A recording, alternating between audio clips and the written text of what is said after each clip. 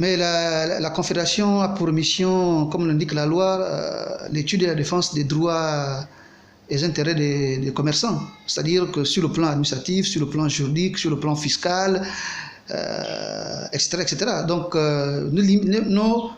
nos activités au quotidien varient. D'accord?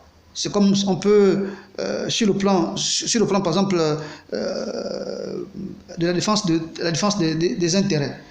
Il peut se trouver qu'un commerçant ou des commerçants ont des problèmes avec la mairie. Il peut se trouver que des commerçants ont des problèmes avec la DGCC. Il peut se trouver que des commerçants ont des problèmes avec la police, etc., etc. Donc il va falloir que nous intervenons de façon prompte. Donc on a un champ d'action qui est transversal et qui est dense. Hein, puisqu'il s'agit de défendre les droits, les intérêts, tant collectifs qu'individuels de nos membres. Donc, la seule chose que je puis dire, c'est déjà encourager ces commerçants, parce que vous savez, le gouvernement a demandé à ce que les activités essentielles soient ouvertes. C'est une double pression. C'est une double pression. Une triple pression, je dirais même. D'abord, en termes de sécurité, d'accord? Ensuite, il y a une baisse drastique des recettes. Et après, oui, du moins enfin, vous soulevez une question, les vandales récurrents qu'on a pu observer depuis le confinement des opérateurs économiques. Et très honnêtement,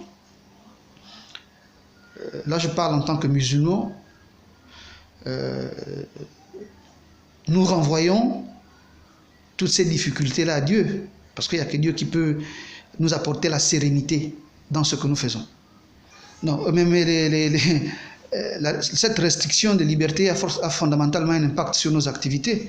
Donc, nos activités plus ou moins sont limitées, ou bien sont réduites, ou du moins, elles sont plus ou moins arrêtées. Donc, là, on essaye, on a mis en place un dispositif pour répondre à certaines préoccupations, mais sinon la Confédération ne fonctionne pas comme d'habitude. Je pense que le gouvernement a pensé nécessaire au regard de la pandémie de restreindre les libertés de façon à ce que les questions liées à la santé publique soient garanties. C'est difficile, mais nous ne pouvons que nous plier à ces mesures de façon à ce que nous préservons notre santé.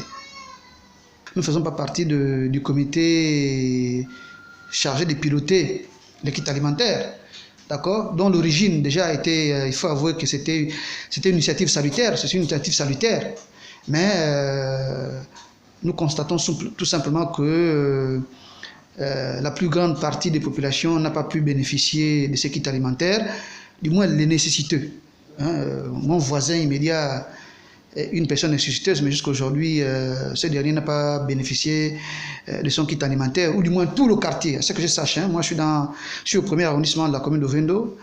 Dans mon quartier, je n'ai pas entendu vent de la distribution des kits alimentaires, mais je sais que le compatriote Nourdine Bongo a fait don, n'est-ce pas, des kits alimentaires auprès des députés qui étaient chargés, n'est-ce pas, ou qui sont chargés, n'est-ce pas, de les distribuer avec les maires d'arrondissement. Vous observez que la communauté mauritanienne a fait un don de plus de 20 millions en termes de denrées alimentaires, mais la communauté mauritanienne, en réalité, ce sont les commerçants qui ont participé.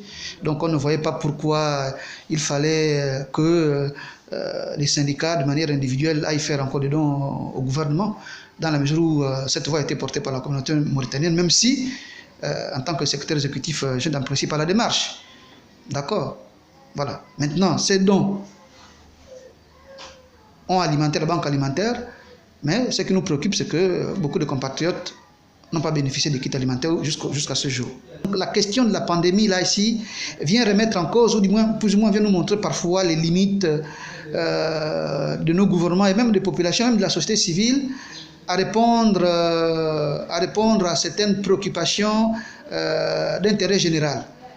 D'accord? Donc c'est une question souvent qu'on laisse, on laisse souvent au gouvernement, mais en réalité, elle doit impliquer tout le monde, même s'il faut avouer que le gouvernement a la plus grande part de responsabilité dans ce qu'on peut constater comme action à entreprendre.